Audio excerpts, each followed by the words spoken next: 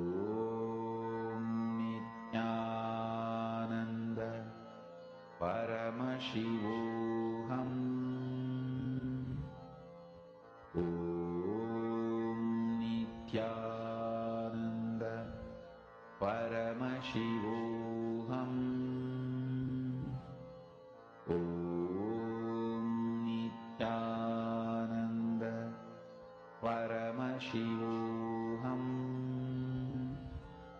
Om Nithyananda Paramashivoham. Om Nithyananda Paramashivoham. Om Nithyananda Paramashivoham. Mahā spiritual lullaby for samadhi, and Suprabhatam, wake up call, wake up song for Paramashiva. This Mahā is spiritual lullaby for you to fall into samadhi. Suprabhatam, wake up song for Paramashiva to wake up in you. Just remember this one powerful cognition. This Mahā puts me in samadhi. This is spiritual lullaby for samadhi. And Suprabhatam, wake up song for Paramashiva in me. For Paramashiva to manifest. With this one spiritual powerful cognition, chant this Mahā.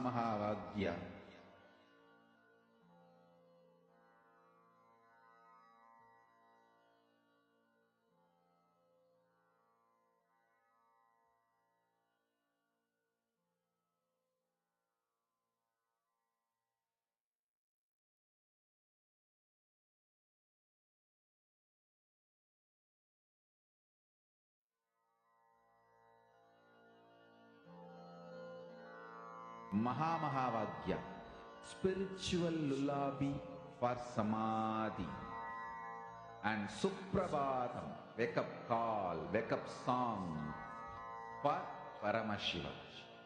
For Paramashiva to manifest. With this one spiritual powerful cognition, chant this Mahā.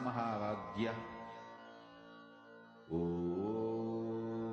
Nithyananda Paramashivoham. Om Nithyananda Paramashivoham. Om Nithyananda Paramashivoham. Om Nithyananda Paramashivoham. Om Nithyananda Paramashivoham. Om Nithyananda Paramashivoham. Om Nithyananda Paramashivoham.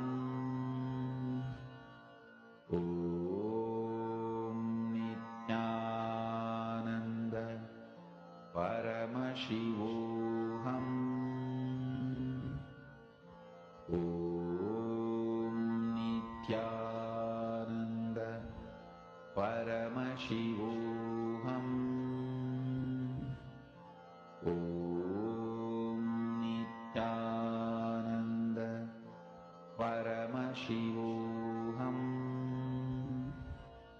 Om Nithyananda Paramashivoham. Om Nithyananda Paramashivoham. Om Nithyananda Paramashivoham.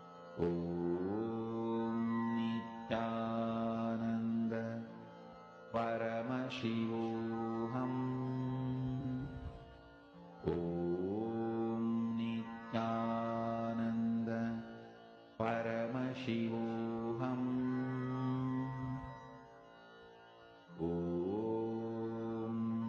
Nithyananda Paramashivoham.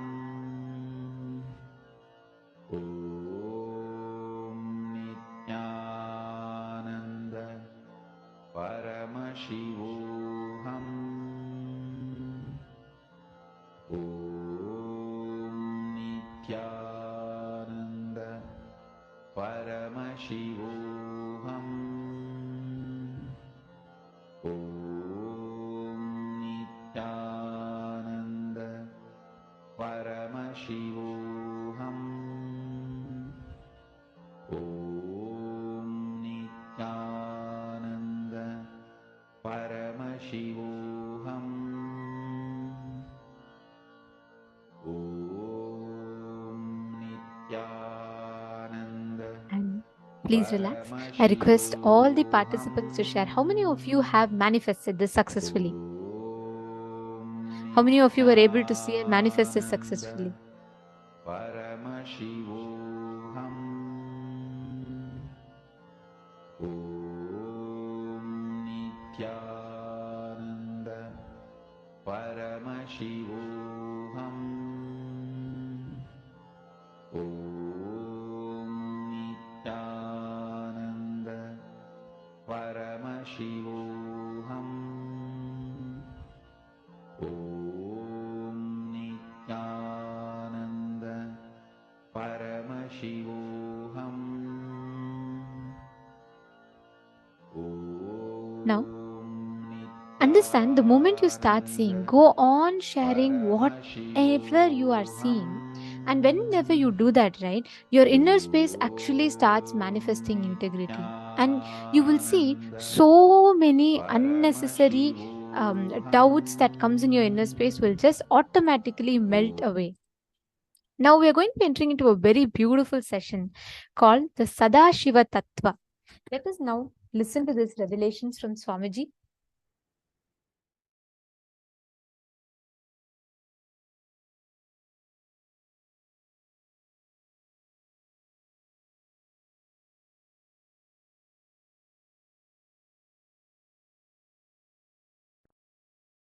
Creation, sustenance, rejuvenation,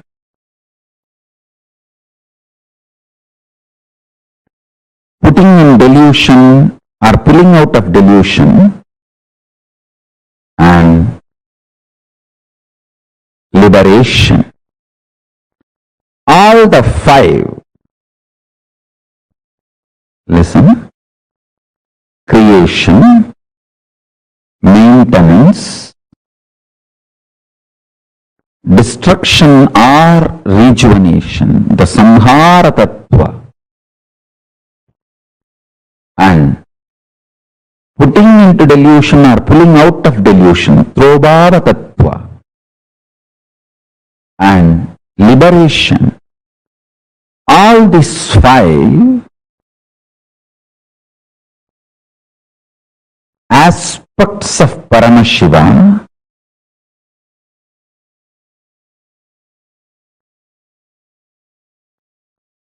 is centered on destruction or rejuvenation, Samhara Tattva. Listen.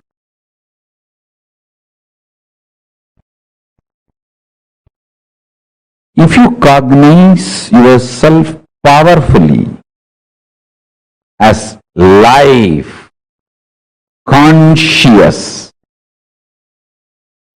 climax of your life will be rejuvenation. End of your body, you will be rejuvenated. You will not be dead. You will enter into Jiva Samadhi. You will enter into Mukti, Jivan Mukti. Listen. If you cognize yourself as body, just body, naturally, when you die, your end will be death. End of your body will be your death. If you cognize yourself as consciousness, end of your body will be mukti for you. Because you know your consciousness and you will be liberated from this body. You will radiate your Paramashiva Tattva. End of your body will be mukti, liberation, if you feel, if you decide to cognize your consciousness. End of your body will be death if you decide to cognize your body. Understand? Whether you are going to be destroyed or rejuvenated, that decision is dependent on your conscious decision to cognize yourself. For example, if you cognize you are a cancerous tumor, you need to be removed from your body. If you cognize your body, removal of the cancerous tumor will be liberation for you. If you cognize you are a cancerous tumor, when the surgery is done, you will feel you are killed. If you cognize you are a body, when the surgery is done and the cancerous tumor is removed, you will feel healthy. Which side you decide to associate yourself decides whether you are going to be killed or rejuvenated at the end of your life. Listen carefully.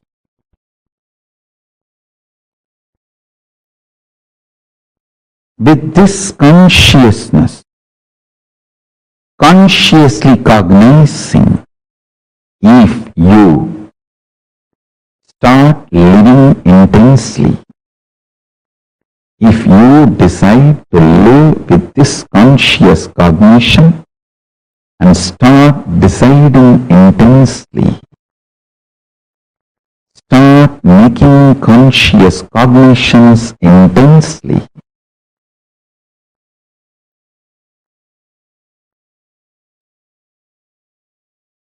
every principle you realize will become liberation. It will manifest as powers.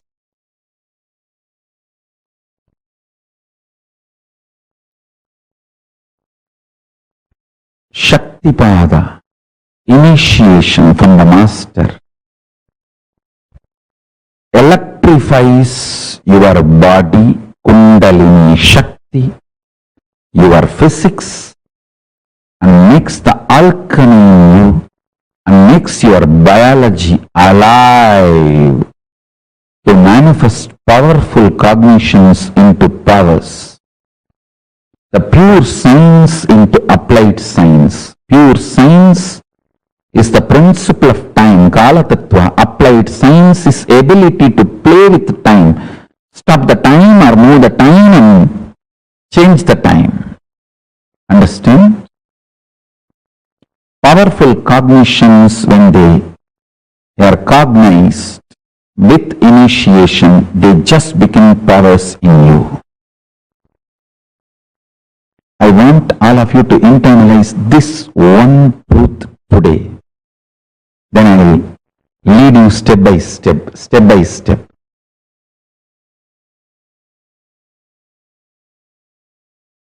I'll give you a simple technique which I directly received from Arunagiri Yogeshwara.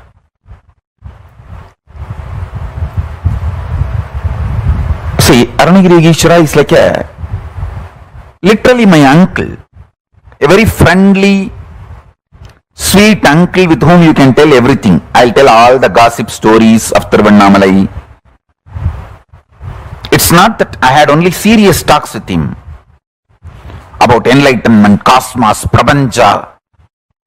No, many times I will go and tell, I heard this person is having that person as a keep and this person ran away or that person died. All these village rumors, gossips, I will go and report to him. Once I was reporting a death which happened in village, local village, to him, and said that a lot of people have gathered. This elderly person is dead.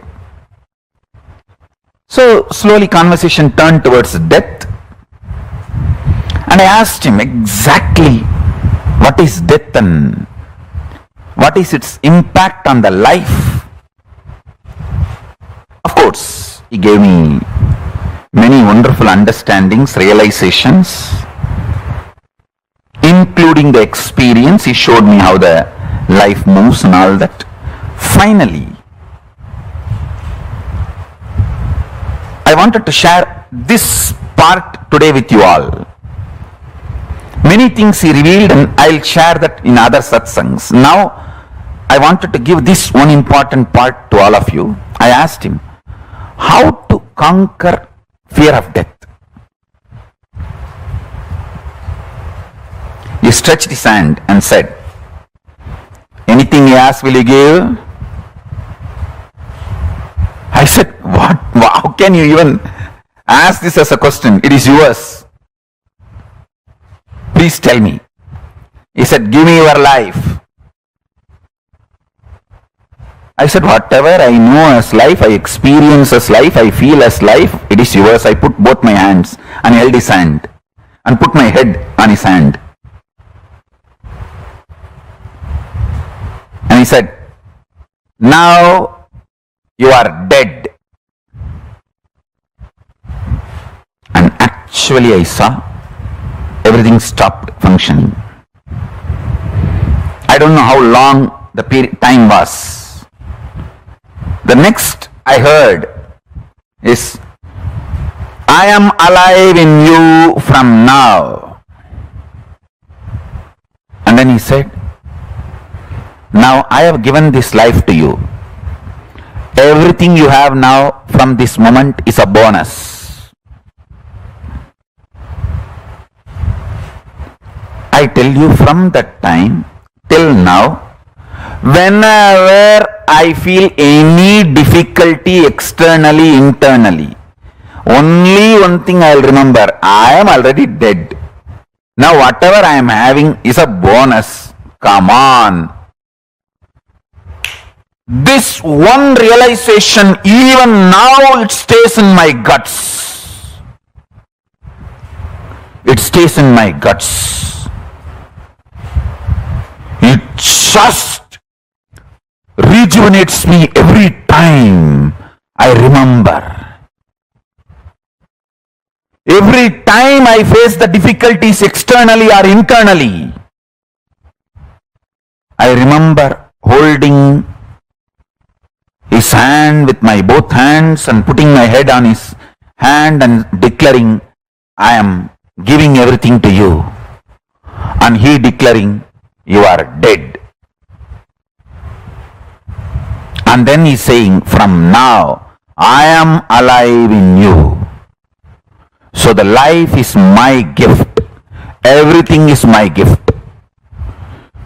You can't complain about anything anymore. In multiple dimensions, I started realizing it. I can't take the life for granted anymore. I can't complain about anything, about anybody, about anything anymore.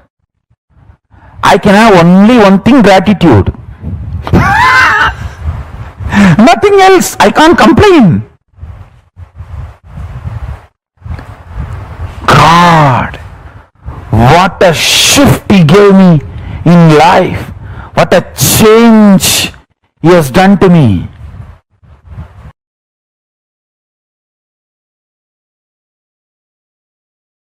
A girl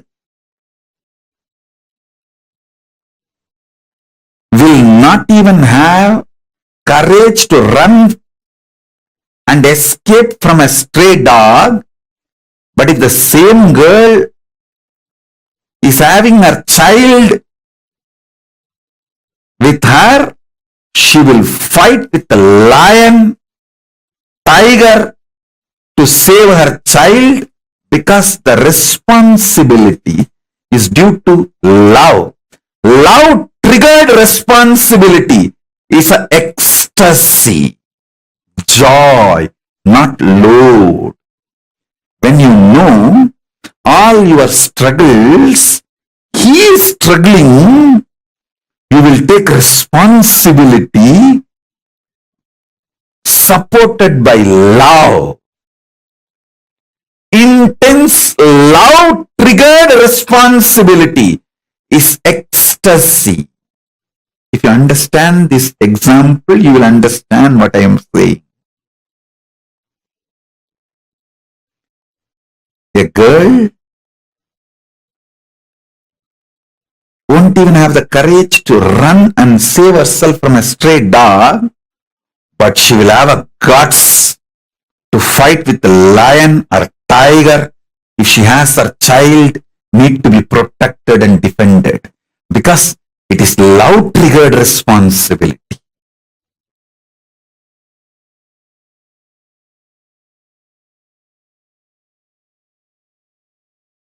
If you start contemplating, cognizing, doing samyama on this powerful cognition, have only Paramashiva as internal external dependency. Do not have, believe, think you need to have any external internal dependency other than Paramashiva, your consciousness.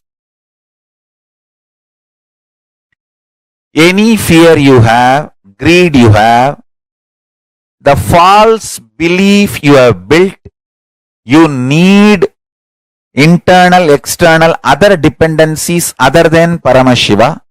Start pinning down those patterns, root patterns, and start the completion process. Start integrating yourself to Paramashiva. You will see miracles start happening. You will see power manifestations start happening.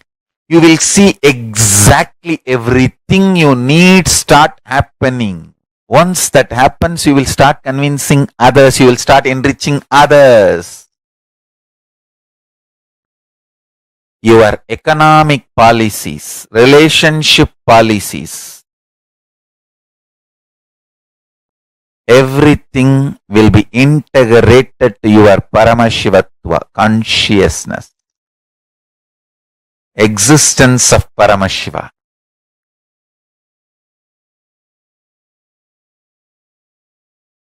I am telling you, if you start doing dharana, pratyahara on this truth, hundreds and hundreds of truths will be revealed to you. Lot of delusions will start destroying, getting destroyed. Have matured conversation with yourself. Do this work. Do this as a homework. Then you will understand what I am saying. Then you will understand what I am saying.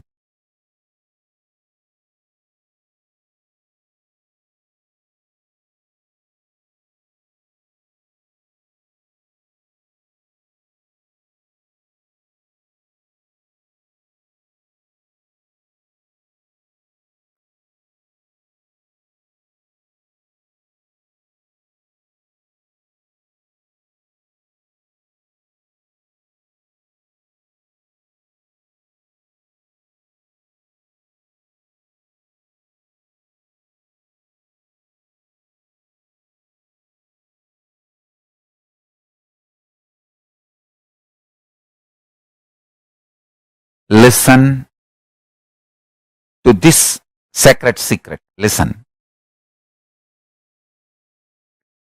Initially, when you put this idea into you, you will have too much of resistance, anger, guilt, fear, too many things coming out. And powerlessness. No, this is not for me. First of all, this may not be true. Second, no, this is, even if it is true, not for me. No, this may be true for the people who don't have to work for their food and paying the bills. No, maybe it is true for the people who are sitting in Kailasa and enjoying the happy, free life. All kinds of thought currents will come inside. Sit, have a little patience, listen. Listen to yourself and start penning down precisely what all resistance, anger, fear, guilt, powerlessness, what all is getting blurted out, vomited by your immature mind. Listen, pen down. Do completion 2-3 times. Sit with mirror. Actually, I tell you, if you sit with mirror and chant Mahavagya and do completion, you will see me in the mirror. Then all your patterns are complete. Till you see me in the mirror, do completion with the mirror. Your form will disappear and my form will appear there. Till then, sit in front of mirror and do completion. Understand? This is the initiation I am giving to all of you. Sit in front of mirror. Pen down all these patterns and fears and everything. Intensely chant Mahavagya and see the mirror and start reliving this pattern. Start completing. You will see me appearing in the mirror and making you completely complete and making you manifest powerful cognitions and powers. Till I appear in the mirror, continue completion. And I tell you, I will really appear in the mirror and make you complete and make you manifest powers. When I say, I mean. Just sit in front of the mirror and declare simple integrity to me.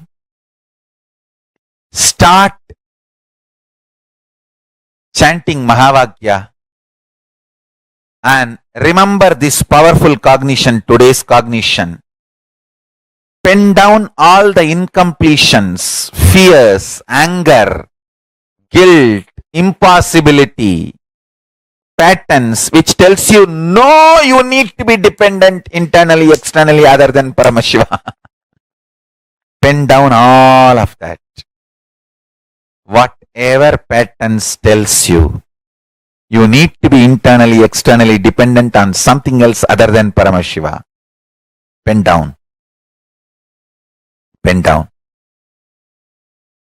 Sit in front of mirror and start completing all those patterns and incidents, root incidents, everything. Let all the incompletions melt down, be completely burnt away. You will see in your pure inner space and in the mirror me appearing.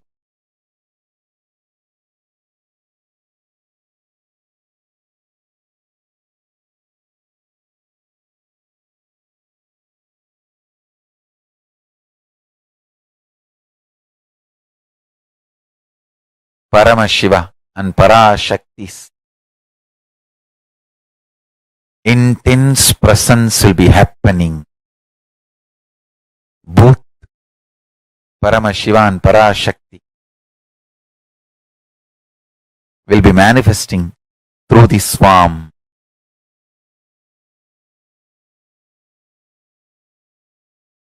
And blessing you, making you completely complete and making you manifest the powerful cognitions and the powers. I bless you all. Let's start this homework today.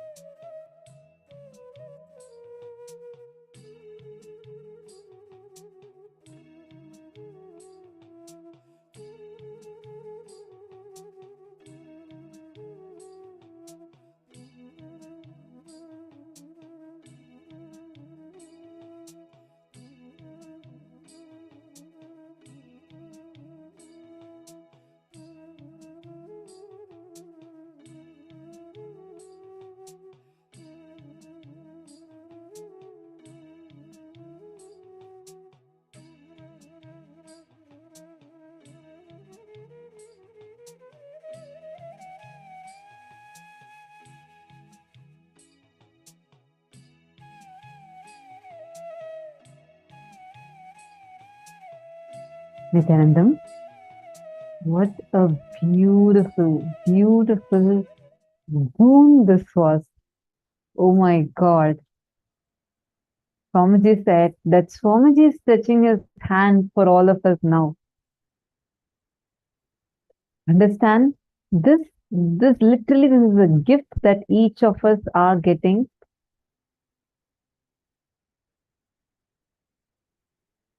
I request all the participants, take a moment now. I request all of you to post what exactly you want to declare. What did you understand from this such a sweet incident that Swamiji shared with Arunagiri Yogeshwara? What did you understand? What did you experience?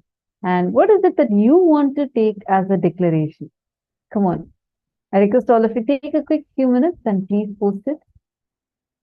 What is it that you want to make like a declaration that you want to take up?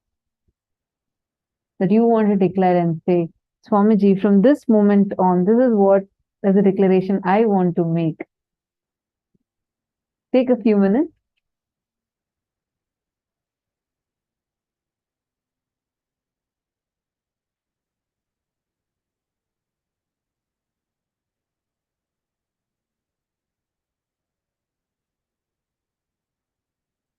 All of you can make that as a declaration now.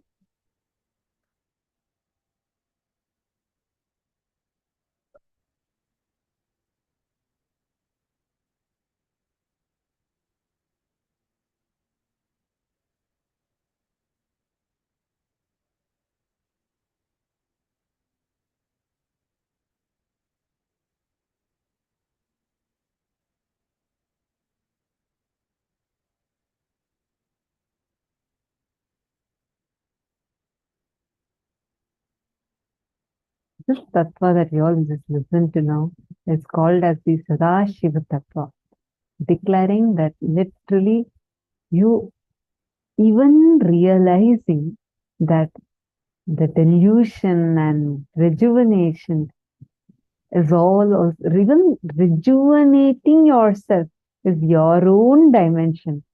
What a boon, what a blessing. Taking the declaration, making the declaration that from this moment on, declaring that you are dead and only Paramashiva is alive in you, only Swamiji is alive in you. Wow. This is the Sadashiva Tattva. How many of you felt like literally you're getting teleported there to the experience that Swamiji was experienced with, what he was sharing about? See, today, the boon, the blessing that Swamiji has gifted to each one of us, just phenomenal, like incredible. Swamiji has Sadashiva Tattva is knowing even death is your own dimension. When you know destruction is one of your dimensions, it becomes rejuvenation. When you know, you put yourself in delusion, you get out of delusion. Start making this conscious cognition intensely. Every principle you realize will become a liberation for you. Just understanding that, see, as long as we think someone else is the reason for our suffering, we go on being in the suffering more and more and more. The moment you realize even death is your own dimension. Can I request all of you to post your understanding? What did you understand as death being your own dimension? Becomes rejuvenation. When you understand that death is also your own dimension, it will become rejuvenation. This is what Swamiji said, right? Can each of you please post what did you understand just by this one statement? And give me an example of how you are able to map this cognition to your life. Come on. Wegzu, Makarman, Alihu, Zijiang, Magaixiali. Take a few minutes and please type.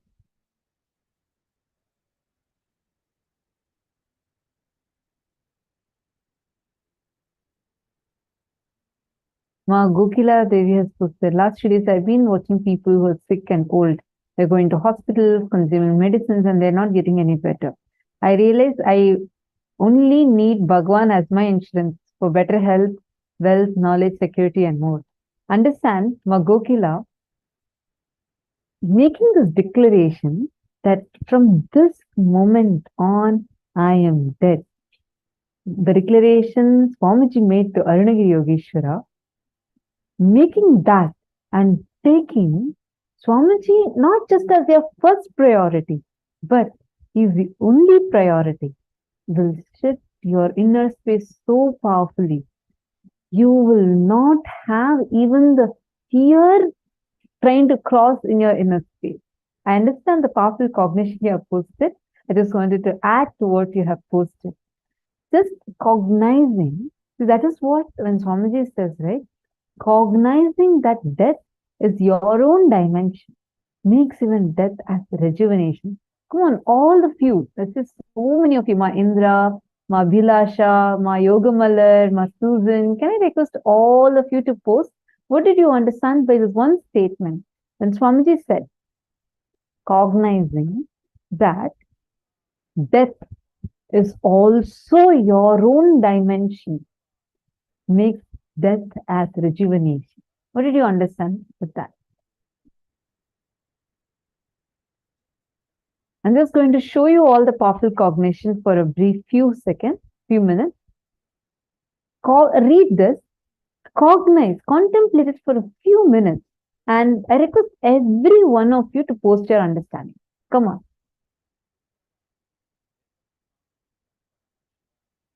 Read it. You can see, even the people who have already posted, you can add to it.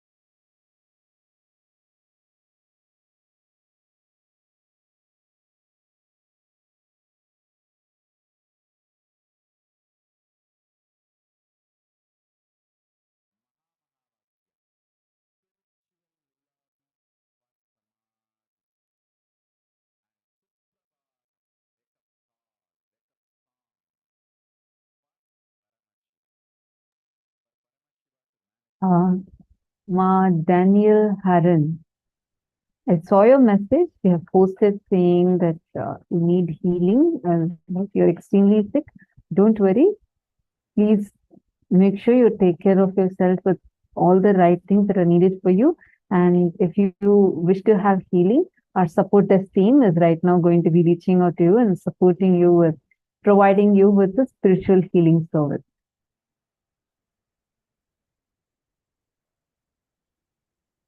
Don't worry. And Swamiji is there. Swamiji will take care. Okay. All right. I see many of you who have posted the cognition.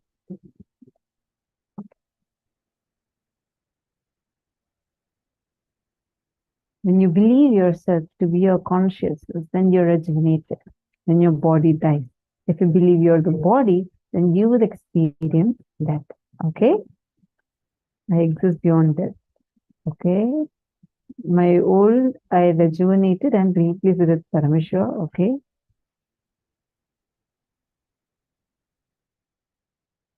Magokila. I don't understand the last line. When you're in delusion, you get out of delusion. No. When you understand that you put yourself in delusion, immediately you get out of delusion. See, listen carefully.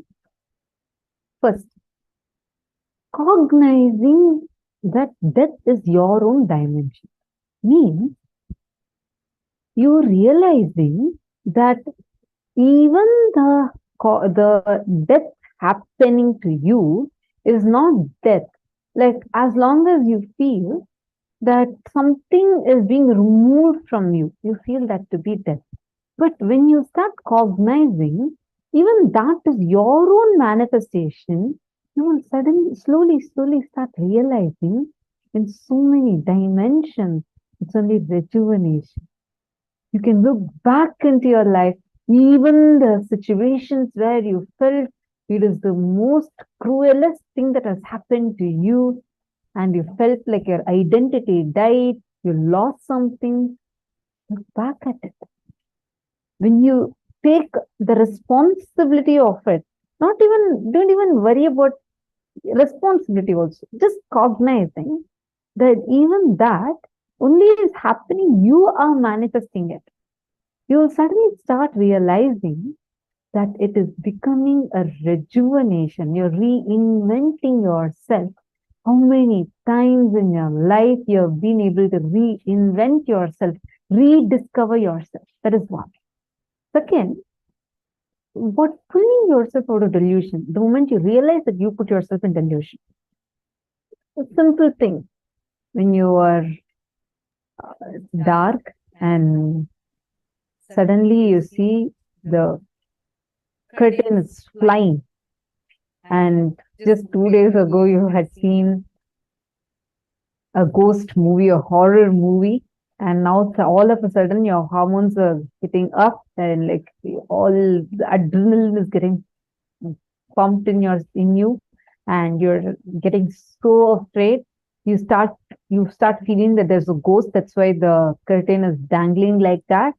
It's probably a fraction of a second, but that time you experience a serious fear stroke. Like literally, you go through a strong fear that just hits you. The moment you realize that you are imagining that there's a ghost, you just turn on the light, everything will be all right for you.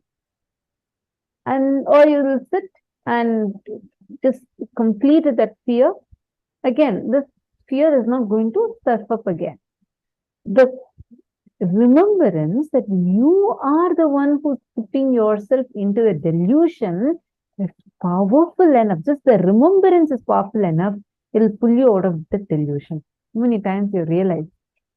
Sometimes you make it as a huge issue for no reason at all. The moment you realize that you are the one who's creating it, it would be a simple thing. Swamiji said, actually this happened. A couple came to Swamiji, and this husband came to Swamiji, and like that guy is telling Swamiji, Swamiji, I really want to divorce my wife. I just want to divorce this. This relationship is going nowhere, Swamiji. I just want to divorce. Please bless me to divorce with my wife. Swamiji says, no. See, first, what happened? And this guy is telling Swamiji, you do not know, my wife is conspiring to kill me, and she's completely against me, etc., etc., etc. Swamiji calmed him down and asked, what exactly happened? The guy said that when we were getting married, from that time on, she's conspiring against me. Today also she conspired. That is why she did not put enough sugar in the coffee, and the coffee was so hot, and she served it to me, and she wanted me to pour it on myself, and then she can use that to even kill me. So Swamiji explained to him how he is putting himself in delusion and how he is collecting various different incidents and linking it. And then the guy got completion with his wife, and his relationship got back to stability. But that same thing is what all of us are doing in our life. It may sound funny, but for one coffee, sugar not being enough, he wants divorce. But that's what all of us do. We all are continuously putting ourselves in delusion in various aspects. The moment you realize you are the one who's putting yourself in this delusion, immediately you liberate yourself from it.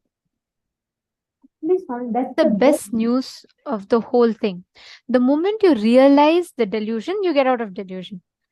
See, it's like this. A best example. Let's say suddenly your house is thinking, okay? It starts thinking so bad, and you're trying to find out where is the source of the smell coming from. And it's thinking, you go and search everywhere. Finally, you find out that there's been a pile, like a garbage bag, sitting right under your bed, and that is causing the smell throughout the house. What do? After that, it's simple. Just take the garbage bag and chuck it out of the house. The process is difficult only as long as you don't know the source of smell. So, what you need to spend your time on is finding out the source of smell.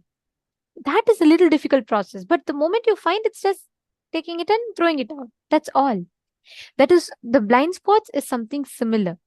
Only as long as you don't know, you get stuck. The moment you know, there is no point, there's no need for you to even struggle. It is just simple and straightforward. That's all.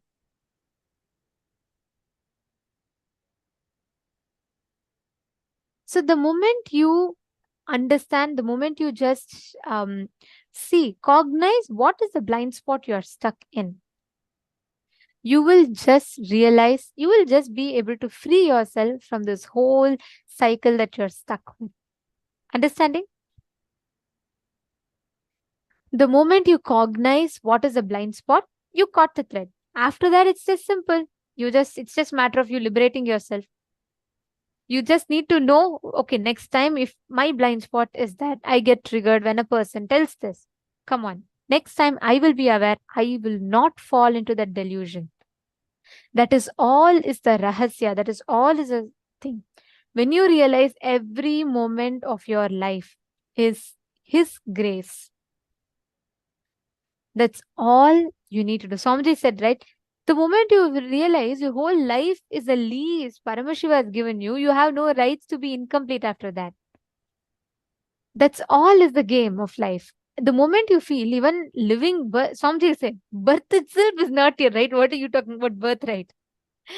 That's all it is. The moment we think we understand the larger context of life, we will stop exaggerating so much on our problems. So then you win the game of life. So beautifully, Swamiji explains this whole thing. Now, there's a very powerful meditation exercise. Just sit in front of the mirror, okay? Meditate on this one cognition that be dependent only on Paramashiva for all the internal and external dependencies.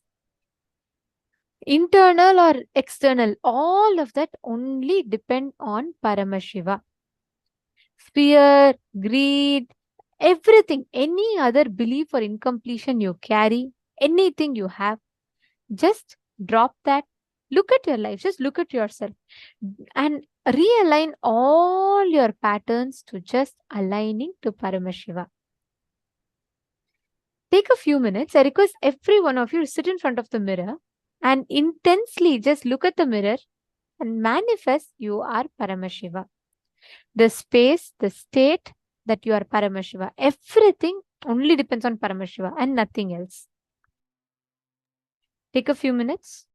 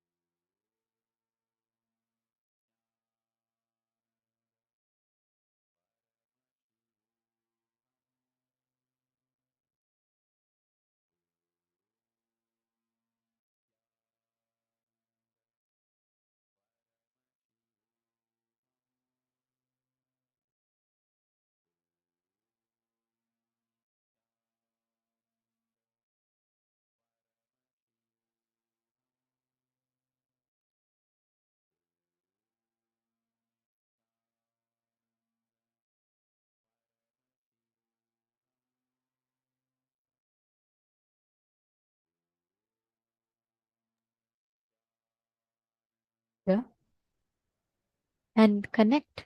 Remember, revisit the cognitions that Swamiji himself revealed. Intensely gaze into the mirror.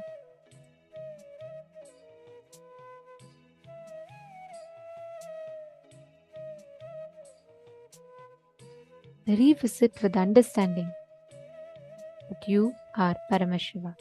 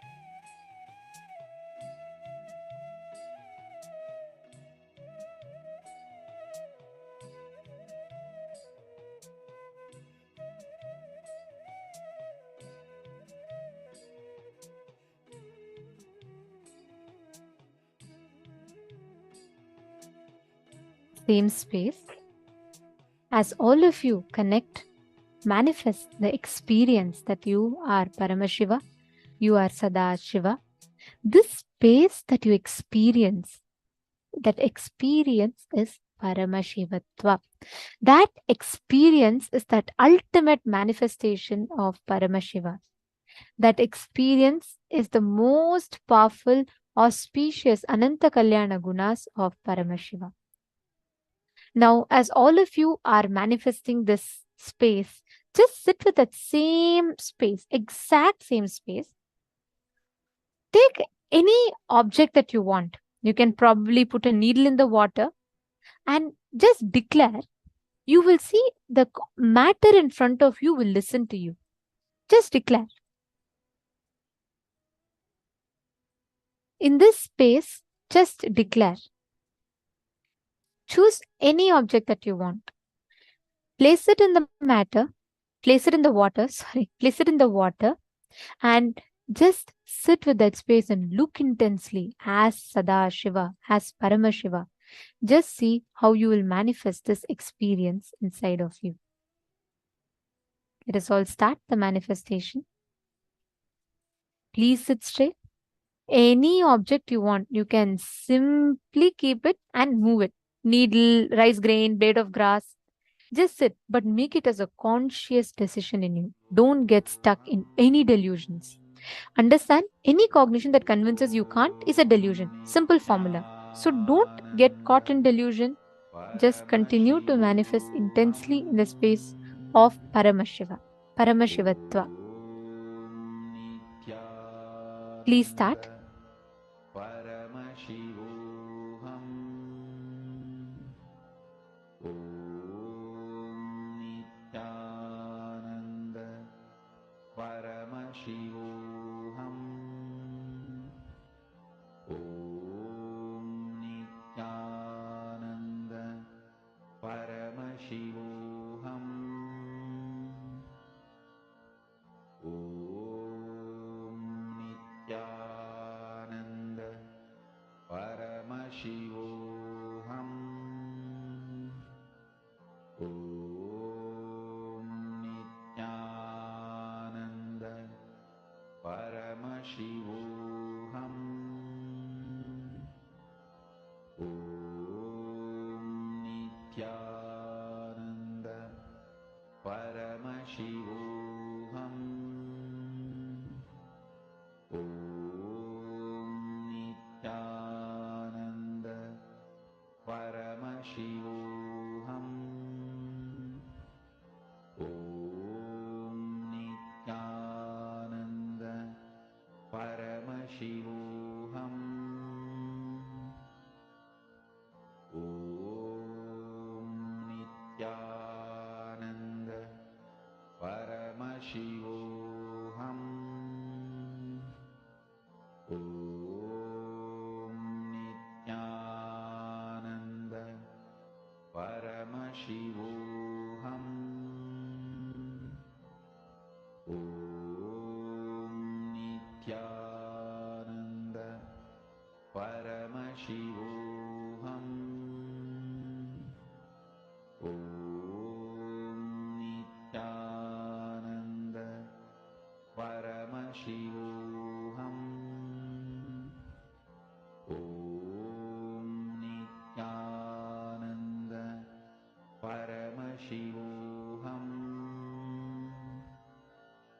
Om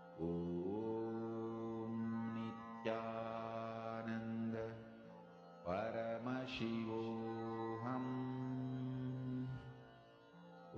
Om Nithyananda Paramashivoham Om Nithyananda Paramashivoham Om Nithyananda Paramashivoham Om Nithyananda Paramashivoham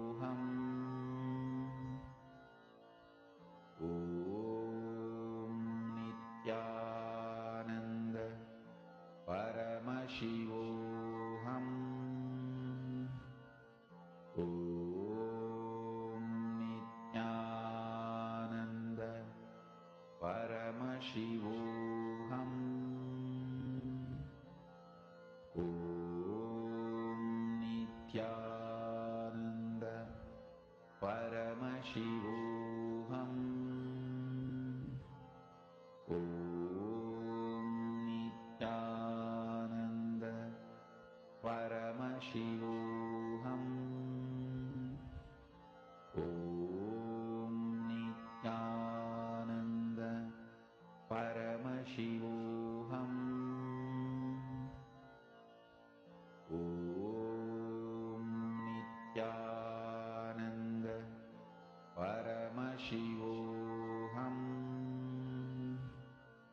Om Nithyananda Paramashivoham. Om Nithyananda Paramashivoham. Om Nithyananda Paramashivoham. Om Nithyananda Paramashivoham.